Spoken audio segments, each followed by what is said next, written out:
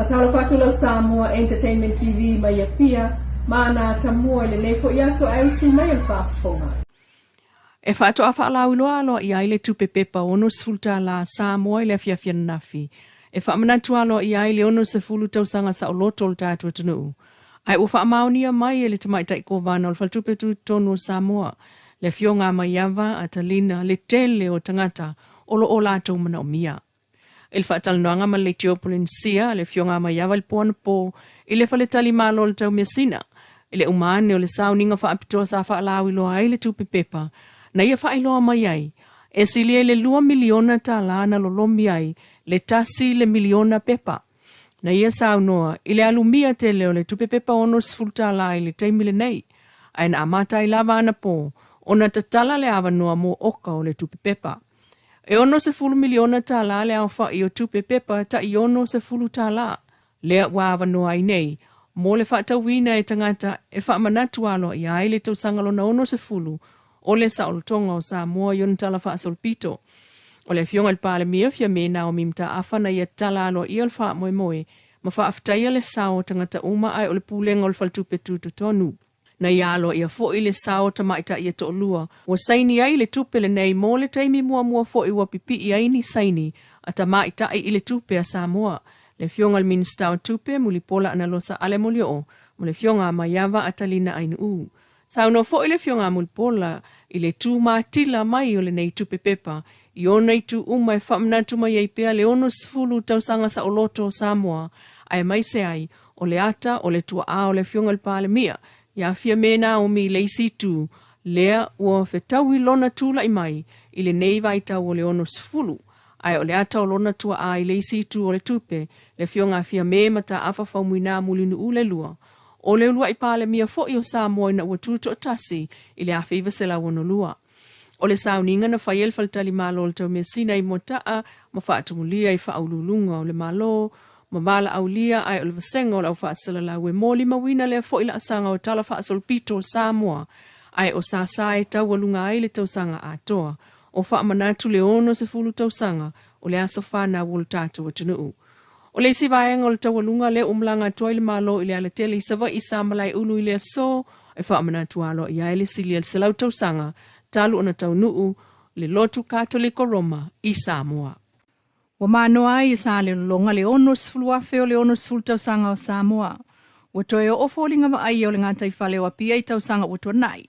Ina ua lau pae a toa le talinga lui tapo inga ai o le mamalu lau tele e langolango ina tu unga fautasi mamanu malo ai nei le tolo tolo tamauli mai sa le lolonga i savai. Mata ina le maewo le solo le au mai mua ngai mata utu ma vivii le tolo tolo tamauli.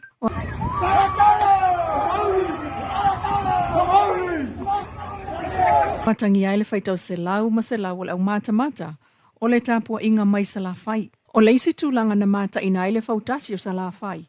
O le whiwhiloi o lona au wa, ele ngata o le talavou, o le vaenga whiololo. Mo fia peng whaitata longa. Mo la mo na wha pui di ngai le tua. Lolo na lo kamano ngang le whai wina i manmangia ya. Talonga pui ni yaso. Ia ele talonga whai ngapia. Whai la basima ka whai oli. Leva tele na mato. Kau whai mai mato mai lu. Ia lo kai malosi la ba. Ia te kai ka mo la whai le ria. Ua to ia lo kamar pa. Ia le wai manmangia le. Ka mo ni yaso. Ka mo la whai le tua me uma. Baktai la ba mo ta poinga sala whai. Ale nga tai lea. Seu nu pele le nganga sale longa. Ia le tua. Baktai la ba. Mole atola lo fanga. Mo na yo wai ngai ya tinu i papo. Ko penan ta puai mai. Ala nga kai leo Samoa to mo savai to. Ne wai umane manuel pa moi. Ia le ali. Ai filoi male ta mama tua. E ono sfulua tau sanga le soifua. Le fionga matamua. Faalia lona mita ua failo na sao. Ile ono sfulu tau sanga le sautonga o Samoa. Ele vengo fie ya. Onga sa o kinyo mo ba. Awa le kanga kai kamaiki ko ki ngau kui kari mai ko nyo mai ia dia pianga silsila ia Ia. Ngā ki ngau mai atu ua. Ai ngā kui. Ngā iua i mako o mai lumo. Ia pai o kie. Ka paau. Pa pia man fatala pai. Lo puli man fai ko e lave mangingo lave ni ava.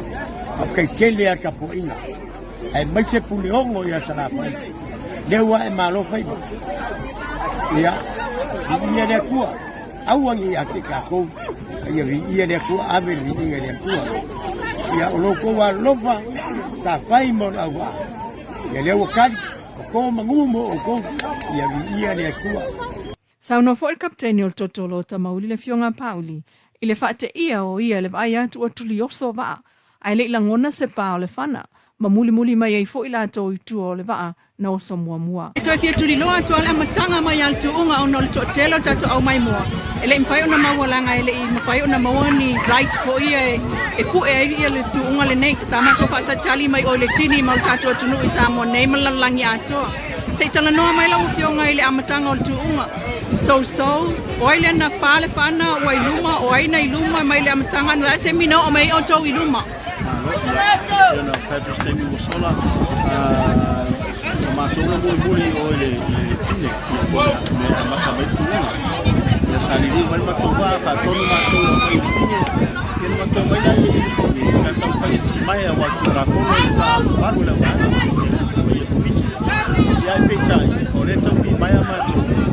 Ya uma to te filosofi o isi ba o tele I la kona ma to ban pa ya e idea ya sa ma to pa no ma to pa no ya ma to ya pa ma le sila ko ya ma lo ta Sa malule alo mai fale ula sa ia o ina lata mai ngā tai o pia peitai wa amata foi ona tau si peitai o le whaaftai na ia si le tua ai o le tāpua inga I le taunu unga o le so. O le fautasi le Don Bosco, lea na tūlanga lua, tūlanga tolu telefoni, tūlanga wha le fautasi a malisi ai lo na 5 le Little Rina.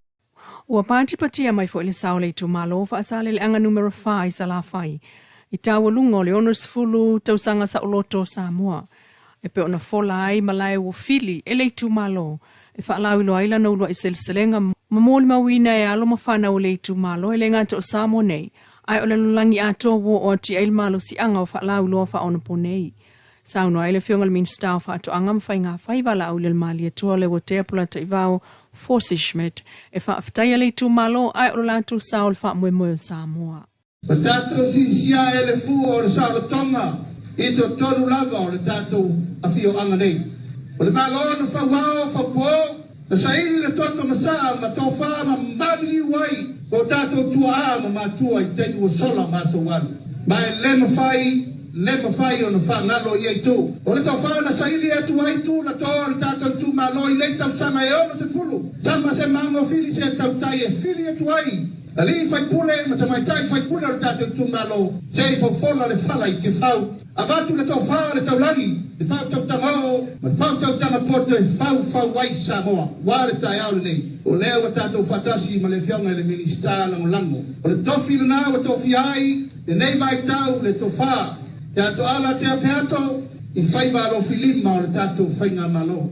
I le saunanga le whionga le whaipulo le tu malo te ato ala peato. Na ia whaamalie matalie ai e peo se whale a itu le tai au. Wa sanga mata ngofi ai langona whaali. Le ngata o le whionga le whaipule ai o le itu malo lato sao. I le ono sifuru tau sanga o Samoa. Lo Samoa Entertainment TV mai pia ai whasoi foi.